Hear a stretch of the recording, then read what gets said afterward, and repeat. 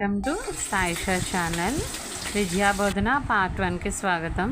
అలాగే ఈరోజు కుకింగ్ పార్ట్లో అండ్ విద్యాబోధన పార్ట్ 1లో కొన్ని విషయాలు డిస్కషన్ చేసుకుంటూ ఈ కర్రీస్ ప్రిపరేషన్ చేసుకుందాం.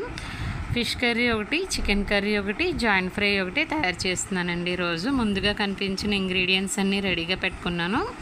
ఫిష్ కర్రీకి వచ్చి ఉల్లిపాయలు, పచ్చిమిర్చి, అల్లం, వెల్లుల్లి, ఉల్లిపాయ, టమాటో పేస్ట్ రెడీగా పెట్టుకున్నాను.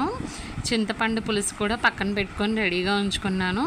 తర్వాత స్టవ్ మీద పెద్ద ప్యాన్ తీసుకొని అది హీట్ అయ్యే వరకు మనం పక్కన పెట్టుకున్నాక ఆ హీట్ అయిన ఆయిల్లోకి మనం ఉల్లిపాయ, పచ్చిమిర్చిని వేసి మొదటిగా బాగా ఫ్రై చేయాలండి. ఈలోపు మనం పిల్లల్లో ఫస్ట్ విద్యాబోధన 1కి వెళ్ళినట్లయితే మొదటిగా పిల్లల్లో ఉండాల్సిన లక్షణం ఏంటంటే క్రమశిక్షణ అండి.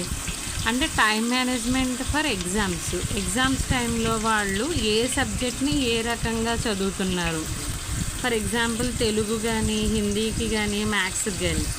మ్యాథ్స్ అనేది ప్రతిరోజు ప్రాక్టీస్ చేయాలి. తెలుగు కూడా అంతే. ఇప్పటి రోజుల్లో పరిస్థితి ఎలా ఉందంటే తెలుగు రోజు చదవాలి. సో ఈ టైం మేనేజ్మెంట్ అనేది ఎవరైతే మెయింటైన్ చేస్తారో ఎగ్జామ్స్ టైంకి ఈజీ అవుతుంది. అలాగే మనం కర్రీలోకి వచ్చేసినట్లయితే మొదటిగా నేను రుబ్బి పెట్టుకున్న పేస్ట్ని కర్రీలో వేసి తర్వాత చేప ముక్కలు కూడా వేసేసానండి. ఆల్రెడీ ఉప్పు, కారం పెట్టుకున్నవి. కొంచెం సేపు వీటిని బాగా ఫ్రై అవనివ్వాలి.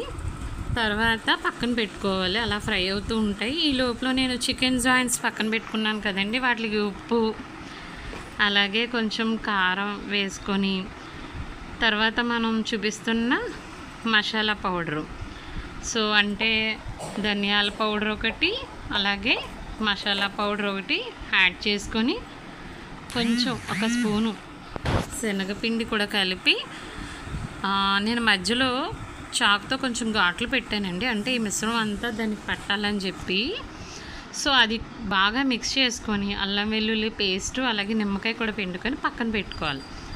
ఈ లోపు మనం ఏం చేద్దామంటే చేపల ఫ్రై అవుతుంది కదండి, ముక్కల్ని స్టవ్ మీద కొంచెం ఫ్రై అవనివ్వాలన్నాను కదా, దాని దగ్గరికి వెళ్ళిపోతే కనుక ఈ లోపు నేను ఏం చేస్తున్నానంటే చింతపండు పులుసు రెడీ చేసుకుంటున్నాను. ఒక బౌల్లో చింతపండు పులుసు రెడీగా పెట్టుకుందాము. అయితే మనం పిల్లల్లో ఫస్ట్ చూసింది క్రమశిక్షణ, time management for exams first point. Second పాయింట్కి వచ్చేసేటట్టయితే నెక్స్ట్ మనం పిల్లల్లో నేర్పించాల్సింది ఏంటంటే గుడ్ బిహేవియర్ అండి, మంచి ప్రవర్తన. అంటే పెద్దవాళ్ళతో ఎలా మాట్లాడాలి అనేది నేర్పించాలి. ఏ టైంలో ఎలా బిహేవ్ చేయాలి, వచ్చిన ఇంటికి అతిథుల్ని మనం ఎలా, చిన్నైనా సరే పెద్దైనా సరే ఎలా మాట్లాడాలి అనేది కూడా నేర్పించాలండి. ఇది చిన్నప్పటి నుంచే అలవాటు చేస్తే పిల్లల్లో అలవాటు అవుతుంది. ఇప్పుడు కలిపి పెట్టుకున్న చింతపండు మిశ్రమాన్ని మనం ఆల్రెడీ ఫ్రై చేసి పెట్టుకున్న చేపల ముక్కల్లోకి వేసి నేను చూపిస్తున్న విధంగా మనం హ్యాండ్ పెట్టి మిక్స్ చేయకూడదు. సో అలా క్లాత్తో బాగా మిక్స్ చేసుకొని పక్కన పెట్టుకుంటే చేపల పులుసు రెడీ అవుతూ ఉంటుంది. ఈలోపు ప్యాన్ తీసుకొని ఇంకో స్టవ్ మీద ఆయిల్ వేసుకొని హీట్ అయిన తర్వాత ఆయిల్ వేసుకొని ఆయిల్ బాగా ఫ్రై అయిన తర్వాత నేను చికెన్ కర్రీ కోసం ఉల్లిపాయ ముక్కలు, పచ్చిమిర్చి ముక్కలు అలాగే అల్లం వెల్లుల్లి పేస్ట్ కూడా రెడీగా చేసుకొని వేరే ప్లేట్లో పెట్టుకున్నానండి. నెక్స్ట్ ఈ ఉల్లిపాయ ముక్కలు, పచ్చిమిర్చి కూడా బాగా ఫ్రై అయ్యాలి. ఇవి బాగా ఫ్రై అయిన తర్వాత మనం ఈలోపు చిన్నపిల్లల్లో మనం ఏం చేయాలంటే డివోషనల్ అనేది నేర్పించాలి. అంటే చిన్నప్పటి నుంచే పిల్లలకి ఆధ్యాత్మికత అంటే దేవుడి పట్ల భక్తి భయం ఉండాలండి.